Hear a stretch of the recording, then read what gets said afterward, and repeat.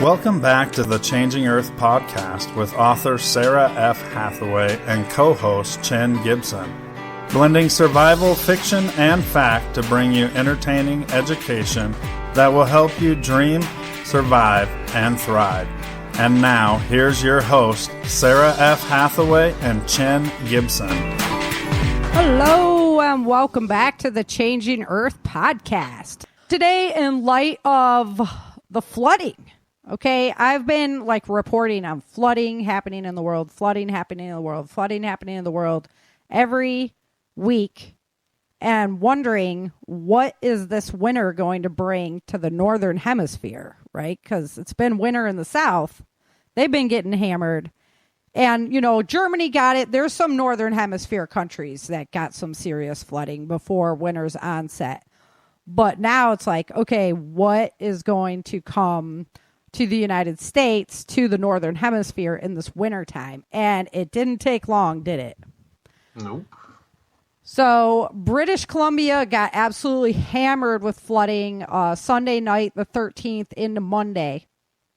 Mudslides, flooding, evacuation orders for multiple cities, really just the damage to the infrastructure. I mean, on Tuesday, there was 126,000 people out of power. That situation got worse before it got better. The mudslides, flooding, and the rock slides, they caused highway closures between BC's lower mainland and the southern interior. So Highway 99, Highway 7, and Malahat Highway were closed. And it's all a region where these are for example, when I lived in California in the foothills, we literally had two bridges. We had to go across one of those bridges to get from our town to the next major town, right? So if those bridges aren't there, you're kind of done for. And that's what was happening to a lot of people there in this region. It's the same kind of thing. They put gas limits on people because there was no hope of getting more gas in there. So that really exasperated evacuation efforts. So they've just been flying in supplies to assist these people, help with evacuations. Last I heard, there was 4 dead, 1 missing. And farmers and livestock owners are just scrambling to save their animals. They're watching their fields flood over. I mean, it's really a drastic situation. Luckily, we're getting ready to come into winter up there, so I don't know, if you haven't harvested out yet. I mean, I would assume that most of the farmers, but as far as the livestock goes, I've seen a person on a jet ski with a cow on a rope, pulling them through the floodwaters to get them to high ground to safety. Just crazy. Yeah. That is crazy. Yeah, incredible stuff. So news as of the 17th is there's 18,000 people displaced. It's a 1 in a 500-year event. So how many times am I reporting on a 1 in a 100-year event, 1 in a 500? This is just commonplace. It's happening over and over and over. Flooding, mudslides, severed access to Vancouver's port, disrupting the already strained global supplies. So, that's where a lot of their goods all come in from is that Vancouver port. It would be having LA port cut off, that supplies a lot of the West. Well, same thing with Vancouver. We have up above Vancouver, there's still 400 people trapped there. Many of them still don't have power. This town called Hope, 100 miles east of Vancouver, a fourth of the town is in food lines, because they have nothing. Massive wildfires already devastated that area mid-June. So that's the reason for a lot of your mudslides. You take away all that vegetation on top of the land, you're going to have massive mudslides. And that's Nothing to hold the earth, yeah. Yeah, exactly. Exactly. That's what happens every winter once the monsoons come into those mountainous areas when we've had the wildfires. Need some kudzu. Yeah. You plant it and just let it go nutso. Mm-hmm. No, don't. That's horrible. Yeah, it is. They have some things, and a lot of the foothills plants need fire to regrow, but this is what happens, There's pine trees and stuff that do that, isn't there? Yeah, redwoods. They need the manzanitas, they can only grow after fires. The Canadian Pacific Railway and the Canadian National Railway's lines to Vancouver are unusable. They're destroyed. They're going to all have to be repaired. Man. And one cool piece that there was a threat to this pump station in Abbotsford, and volunteers built a dam around it overnight to save it from flooding. But if they get more, which it's expected to happen the beginning of next week, they could be in some serious trouble all over again. So this is an eyes-on situation. This is tons of critical infrastructure that has just been demolished. There's no way that you can just like blink your eyes and bring all this stuff back.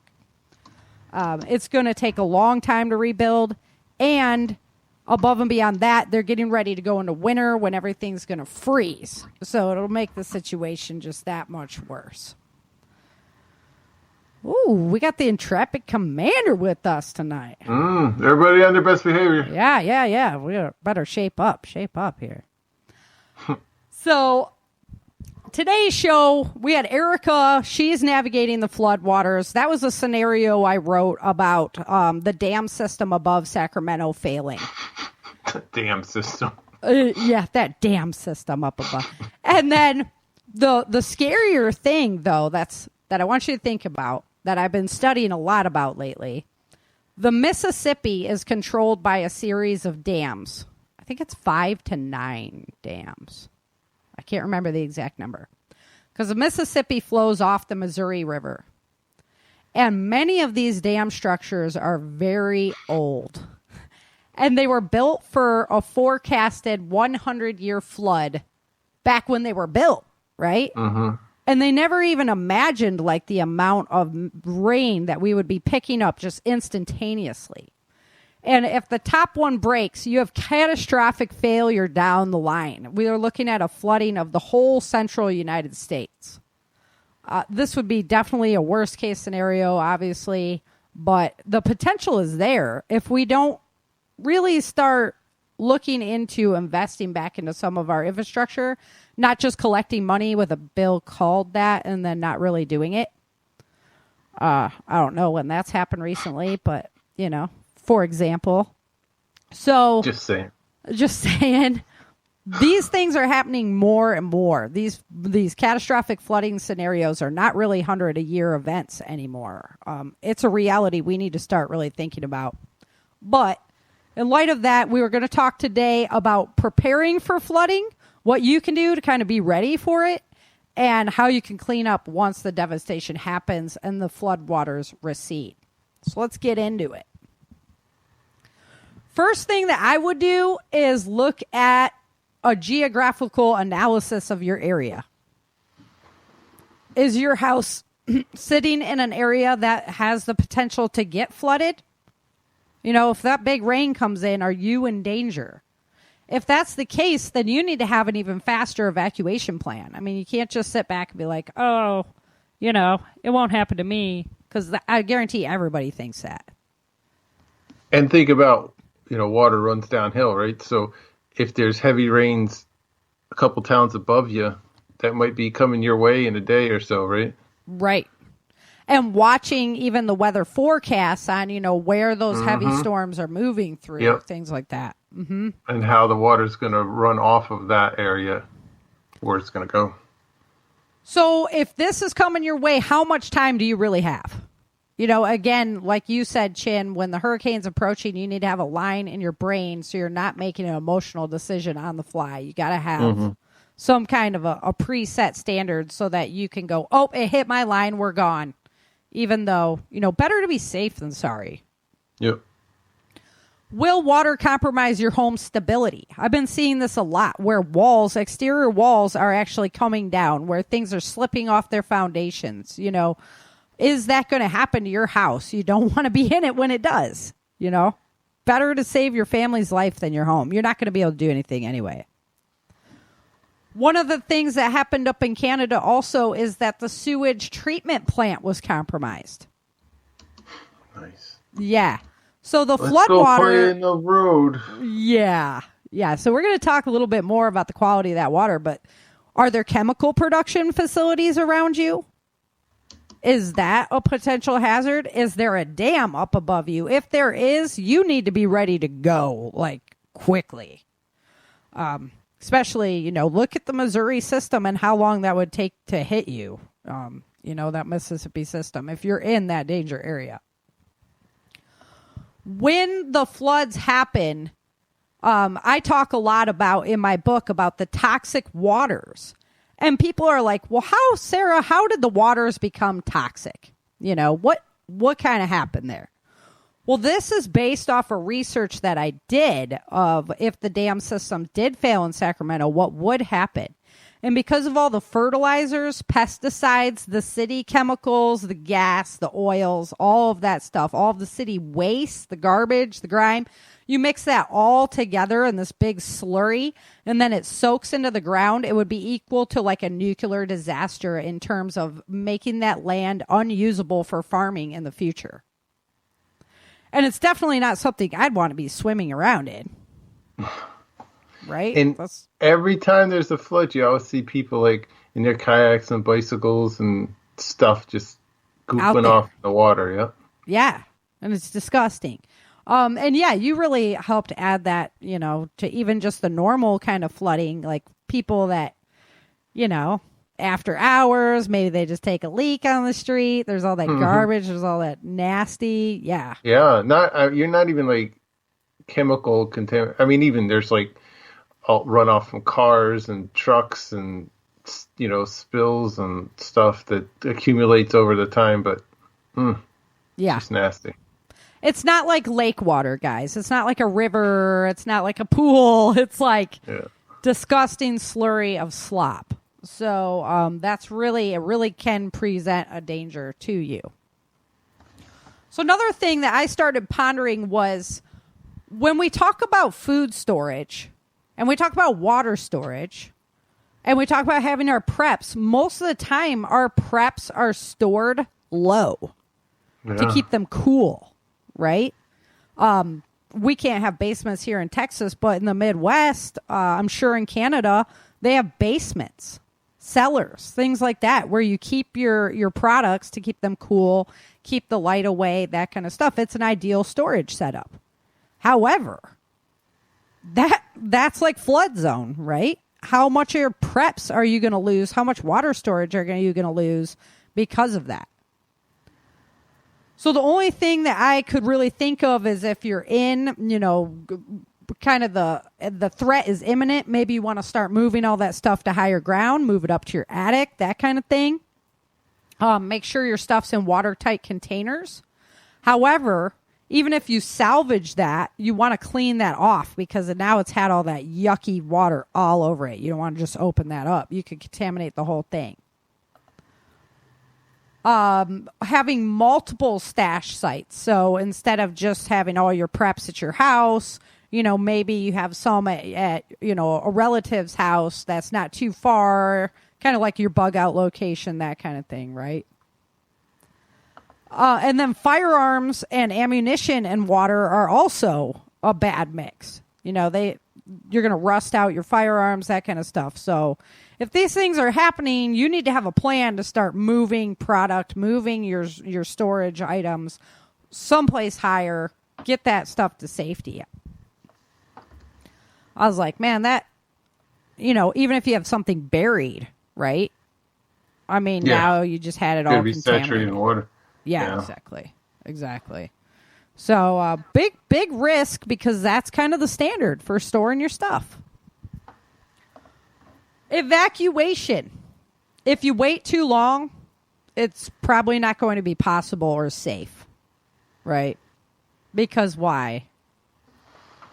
Because you have to go through all that water that just surrounded your house or your town or...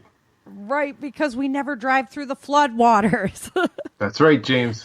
Yep. We never drive through the flood waters. Yeah, I just posted a solution to flooding.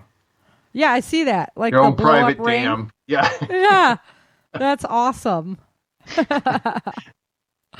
All right. So for those of you who are really, really rich and you're looking at the live chat, you can just buy this blow up ring that goes around your whole house. And Is your it a neighbor's blow up house. ring? It's probably full of water, honestly. Yeah, there you go. Yep, fair enough. To keep it. Hey, Yeah. looks like it worked to me. There was that guy who made the tornado berm around his house and saved it. Yep. Everybody laughed at Yep. him, but it saved it. If you're in a major risk zone, guys, you gotta research this, and you have to know this, and you gotta leave earlier. And plan your routes. You know, Like you said in your notes, multiple routes. yeah, routes upon routes. Yep. Because you never know, like, what road's going to wash out, which one's going to be unstable. It depends on, how much rain hit that area. There's so many variables. So, yeah. Traffic. Is this like a primary route? So, everybody's going to be going that way? Do you know of a different way? Mm-hmm. Yeah, for sure. So, special prepping ideas for flooding. Flotation devices. I mean, the more you can keep out of flooding, flood water, the better. Yeah. Well, I was thinking life jackets even. Better to have a life jacket on than not if you were to get swept away kind of thing. Yep. I don't know if I'd want to be walking around in my life jacket. Oh, guys. But, whatever. I definitely have my kid in one, But you can take preps away. You can take that stuff away if you have like a blow up raft that you could use, something like that. Yeah. Waders. If you're a hunter or something like that, you know exactly what I'm talking about. But they have like bib overalls that come all the way up.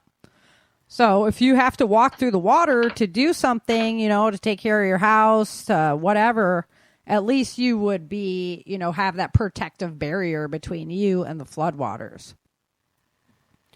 A walking stick. So walking, I mean, I love my walking stick. It's just it's my baby. I love it. I got my paracord on there. Helps me stretch my shoulder. But it allows you to judge the depth of the water before you step into it. Also, it turns you from a bipod to a tripod, so you have more stability when you're in an unstable situation.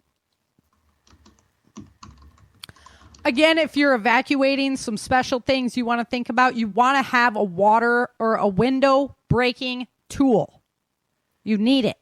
The pressure of the water on the window can make them hard to roll down, so you can't escape. Most of the drownings in flood-type situations happens when people are still in their vehicle. So you need a window-breaking tool. The electronics might fail, so you can't roll down your window anymore. Mm-hmm. When you're breaking a window, you don't want to hit it in the center. It's easiest if you hit it on the edge to break it. That was an interesting thing I picked up. So I have a pointy baton that I carry on my keyring all the time. It is technically a window breaker, but it's a great self-defense tool as well. Dual purpose. It's on my keyring all the time, and I never have to worry about it. I used to also help market a product called, it was the Owl window breaker. Yeah. Mm-hmm. It's like a credit card size. And you don't need strength for it. Anybody can do it. You just hook it to the window and then flick it, and it'll break that window just like that. It's really neat. So if you're elderly or you have really bad arthritis or something like that, that is an option for you for sure. Okay, we're already... the emergency car kit.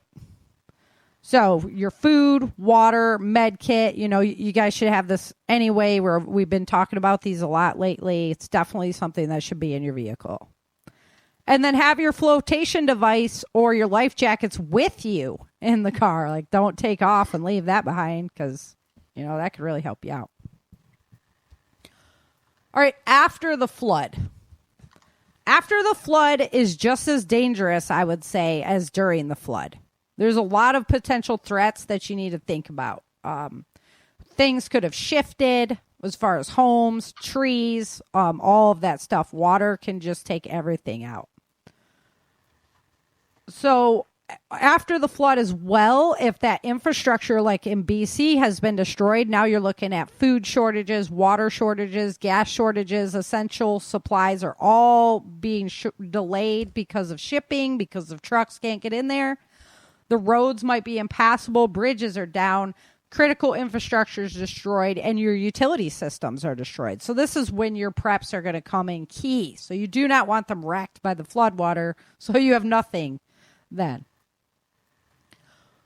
Water causes a ton of damage.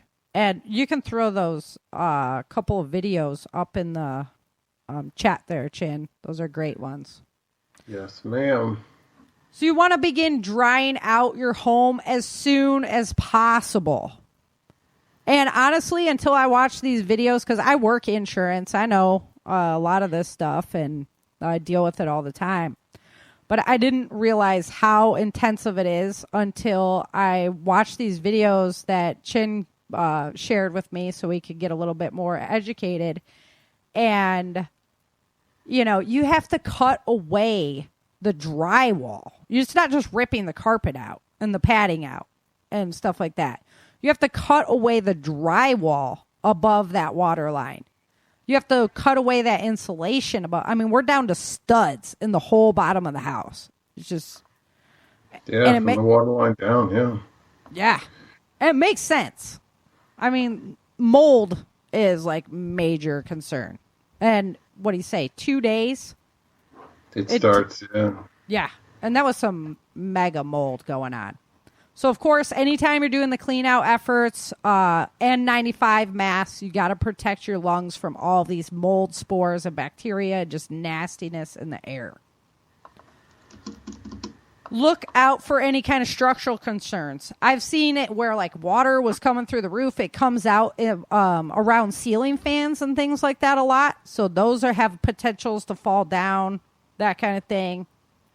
So watch out for, don't just look down, look up too and see what's going on. You never know what could be ready to fall on your head, basically. The water line strip down is even more than you think, like even behind the tubs. Right? Yeah, that was crazy. When you said that, I was like, oh, I didn't think about that. Yeah. All that drywall, all that insulation. Behind the cabinetry, right? You have to strip that all out and start to dry it. There was a little bit in each video. There's a different recipe. So one guy makes it a little bit stronger than the other one. But I thought the 1 cup to bleach to 5 gallons of water was just easier to kind of remember than the 3 quart. He had a different one, like quarter to a gallon or something like that. Yep. So, it's a little bit more diluted. So you can go a little bit over a cup and you're going to be fine. But 1 cup to 5 gallons of water, you need to bleach everything. Kill that bacteria, kill that mold. Bleach. Now, the everything. first guy said be careful metal and like electrical wires with the bleach. Oh, yeah, fair enough. Yeah. And shut that all down. Shut down your gas line if you smell it. If you think anything's weird, shut that down. Shut down all your power before you even enter the house. I mean, why take the risk? Right? Till you know it's safe. And he was saying like even metal flashings, things like that around the electrical outlets might need to come out because they can get rusty after they've been wet, that kind of thing. Oh, man, so much to it. And I wish I could sit here and tell you, hey, don't worry because you have home insurance and it's going to be all taken care of. But that is actually not the case at all. Sorry to tell you. But depends on what your policy is, right? No, it actually doesn't. This is a nationwide thing. No groundwater movement is covered on homeowners insurance. On a traditional homeowners insurance plan, no groundwater movement is covered. So if you have a hole in your roof or the wind makes a hole in your roof and it's raining and water comes in, yes, that's covered, right? But if you have a flooding situation where the floodwaters just get so high they enter your home and do all that damage, no, that's groundwater movement and it's not covered.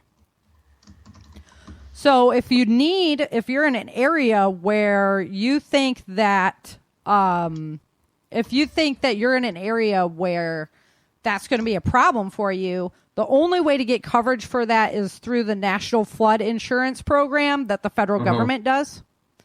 It's expensive in flood area, but they have flood maps, that kind of thing. So it's something to look into.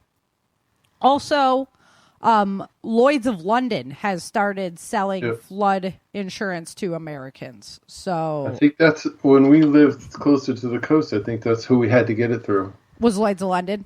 Yes, ma'am. Yeah.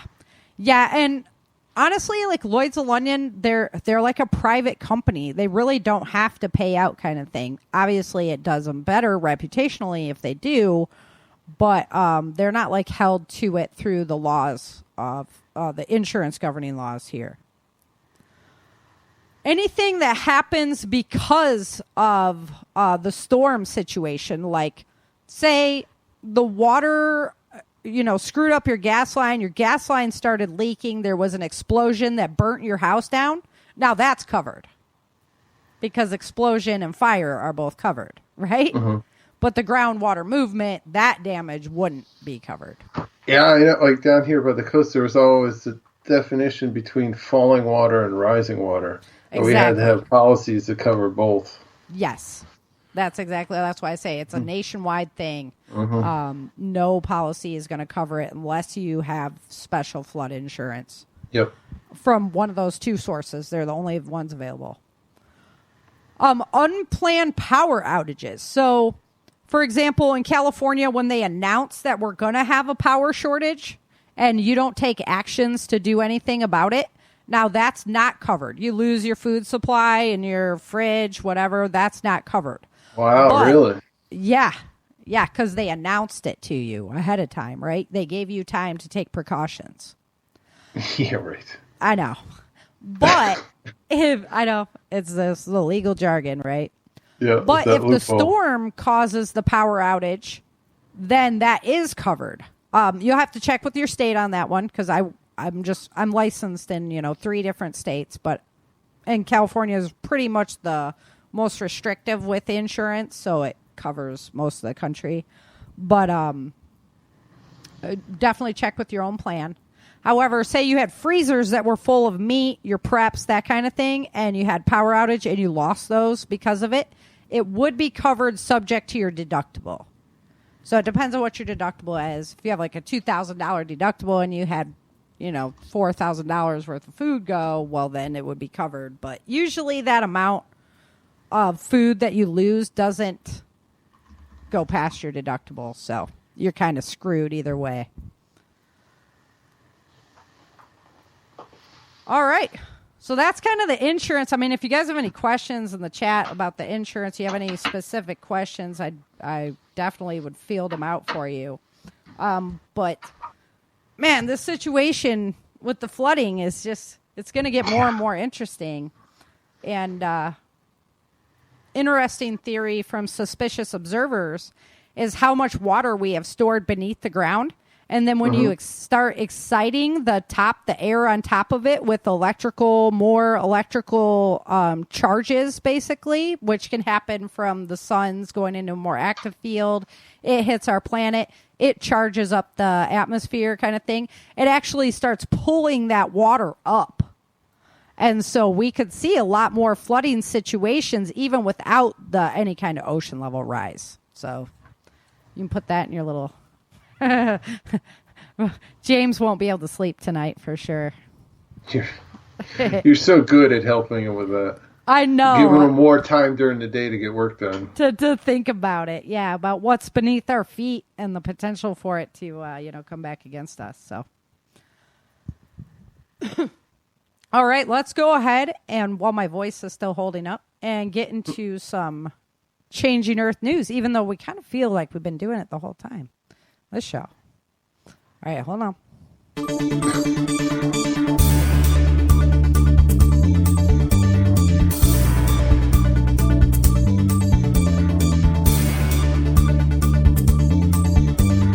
All right, so we're bringing you news from November 14th to November 20th. What's been going on in our world besides what's been going on in Canada? That was a pretty big one. So yeah, I threw some pictures up. Some there's some incredible images coming out of there. Everybody up there is in my prayers. I know one of our PBN network individuals is in that mess, and prayers for everybody there.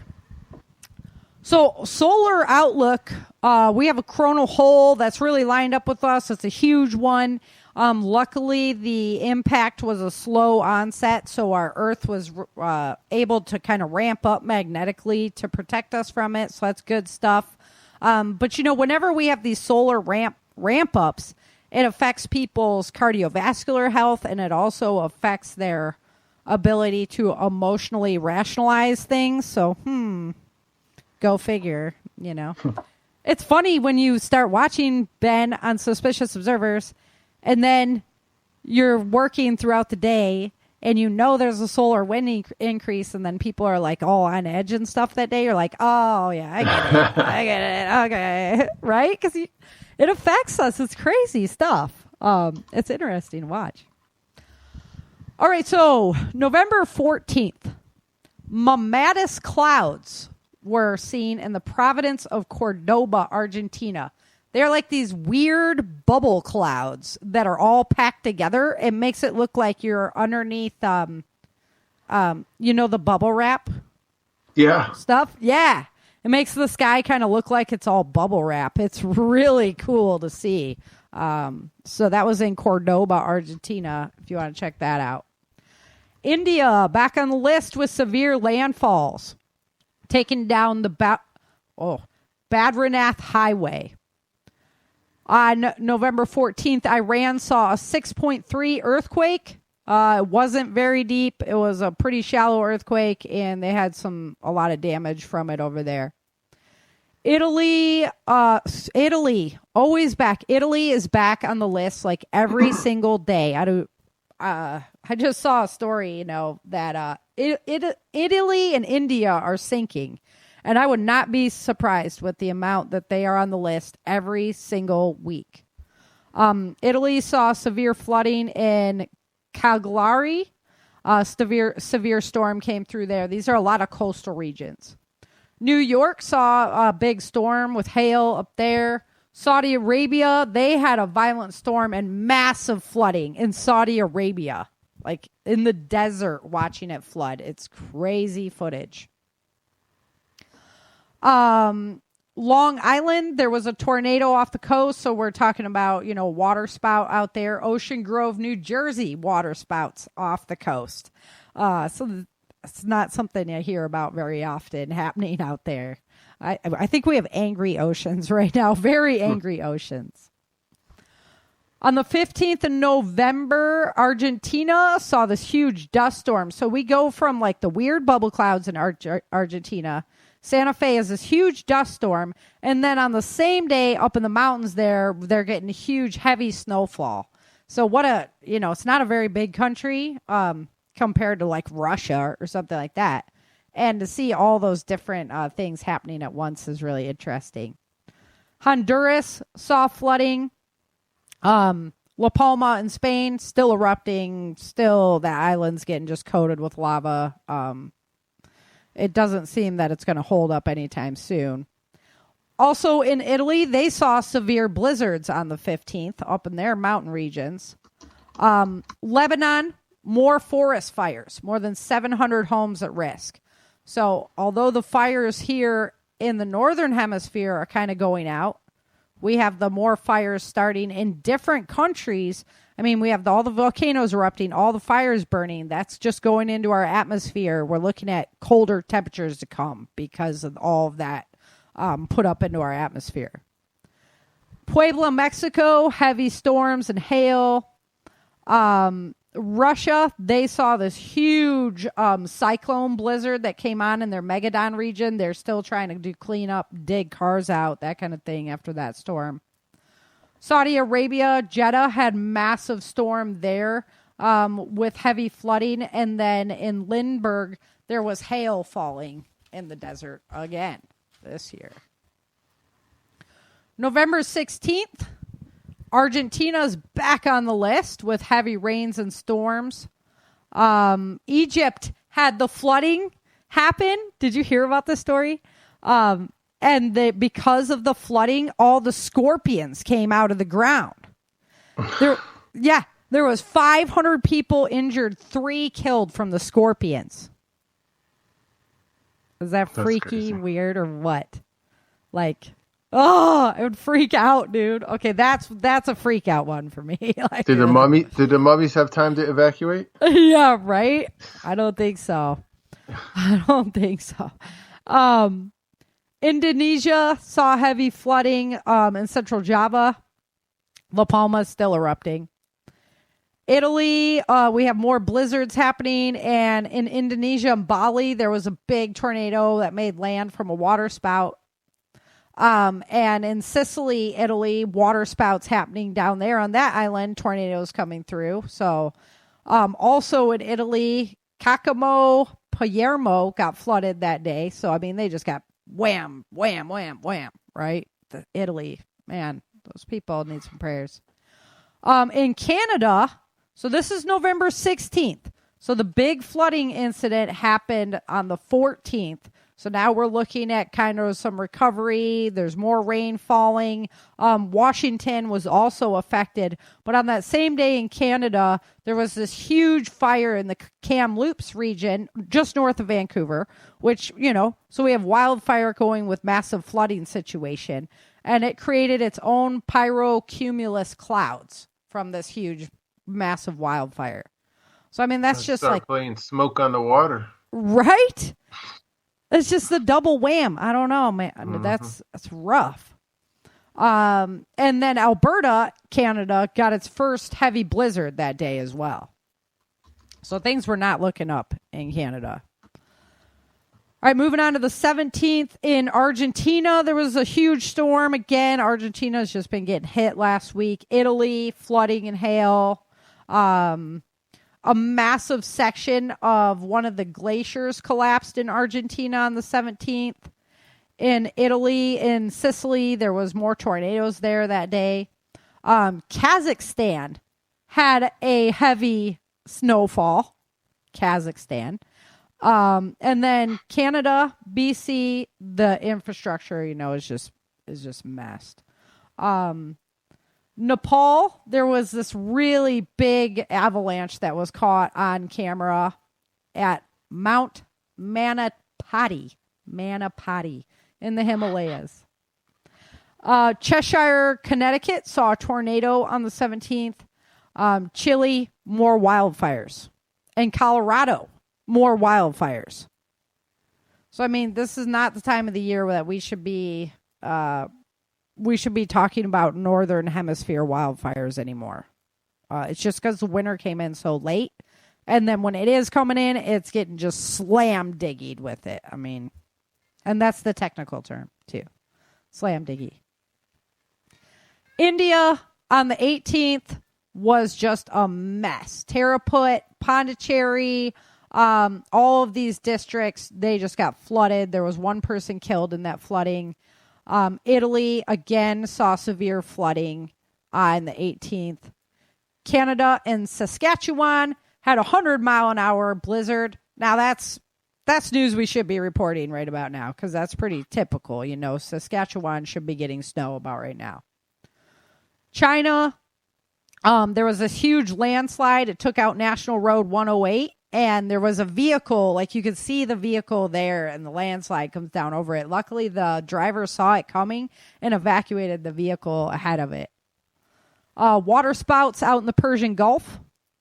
Colombia saw heavy, heavy flooding. And there was about 426 earthquakes, 2.0 or higher that day. In India, more flooding on the 19th. La Palma still erupting. Water spouts happening off the coast of Italy on that day. Oman got hit with just nasty rainstorm flooding. We saw snowfall in Russia, which, this time of year, pretty normal.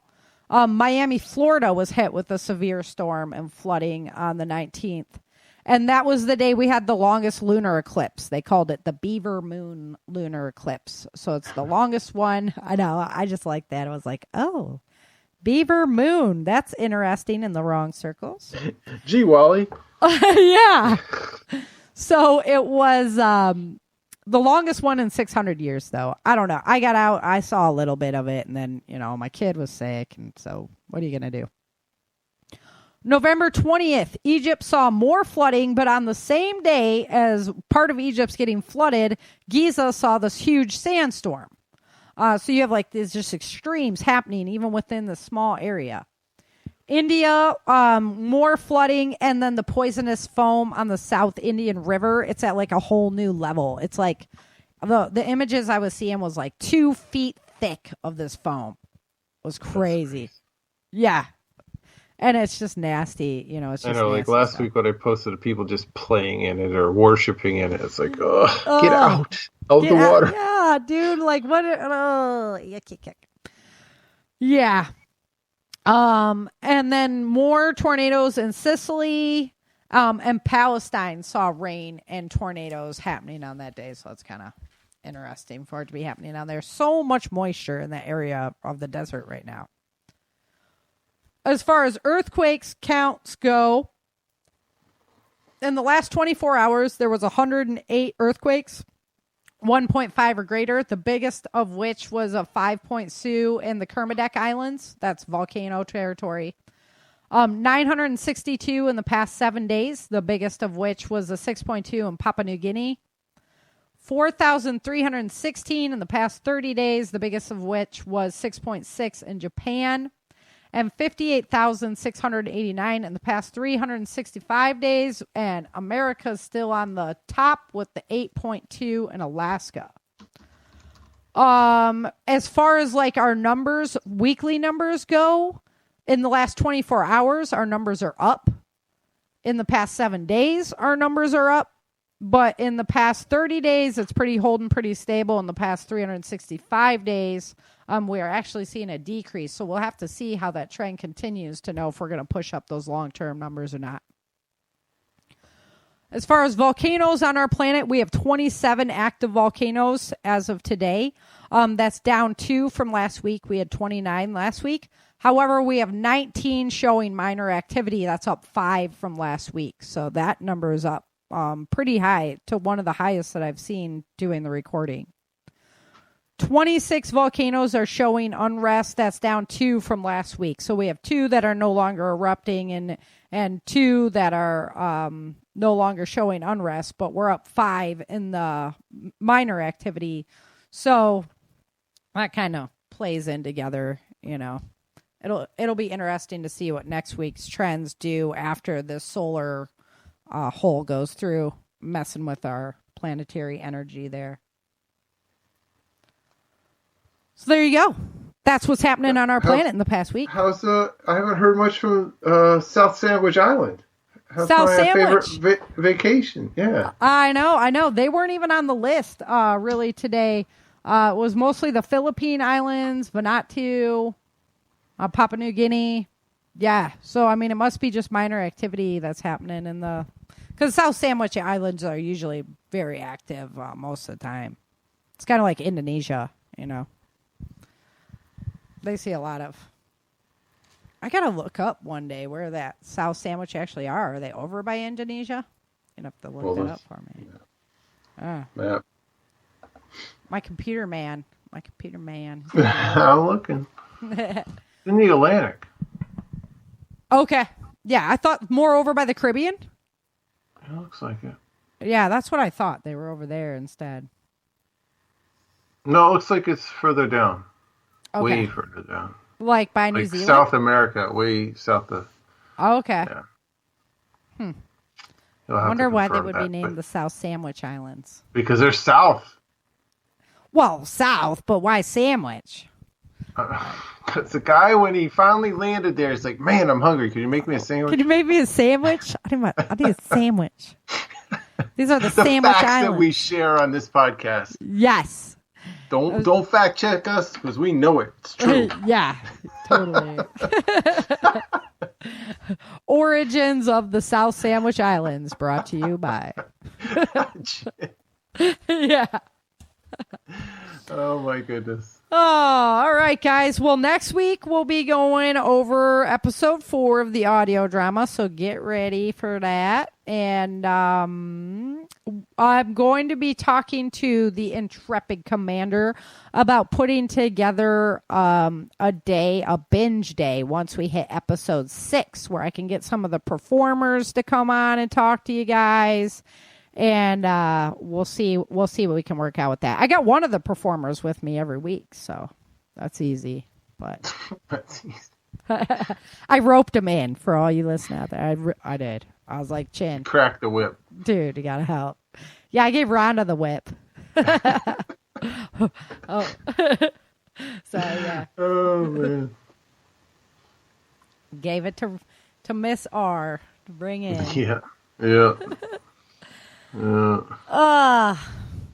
Alrighty, guys. Well, that's all I got for you today. I hope that you guys seriously think about flooding implications in your area, because I've been really concerned watching what's happening with the rest of the world and then thinking about the United States in the wintertime. So I really hope you guys take it to heart. Think about, maybe Think half about- of your preps are stored low, or you store them up higher in the winter or something like that. Like Right. local rivers, creeks, dams, all that kind of stuff that could produce water in your area. Yeah. I mean, I've been sitting here at my window working, and the rain came down so fast. We had like 8 inches within like just a couple hours here this year. And I look out the next moment, and it's a river running through my backyard that just came out of nowhere, It can happen really fast, and water is very destructive. So pay some attention and think about, how you can kind of add that to your prepping scenario. There you go. There's a wiki of the South Sandwich Islands that people can read up after the show. Okay, yeah. Go check out Chin's favorite, the South Sandwich. I know where we're going for our company holiday. Yeah, nah. Not going to happen. I don't do islands. Yeah, you're not getting there anyway unless you got a boat or a plane. Nope, I don't do oceans either, so I'm good. Yep, see? Okay. There you go. Yeah. Doesn't happen. Oh, I got to see now. I'm going to have to look. I'm sorry. Yep. I got to look. There's a whole wiki on it. Oh. You got I just want to see the map. Yep. And old maps. They have an old map of Antarctica with like showing everything about it. How did they get that map if it's always been covered in ice? Somebody had this big hand drill. Got down. Yeah. Yeah. All right, guys. Well, can't wait to see you next week. Like I said, if you want to help me out, head on over to my website, changingearthseries.com, become a paid member. Lots of goodies for you there. Go leave a review, do something like that. Always appreciate the boost and the help, and I love to hear from you. And thank you all for supporting the show. And number 2 on the top 5 is pretty darn good in my book. So thanks, guys. I really appreciate it. Until next time, remember, dream, Survive. thrive.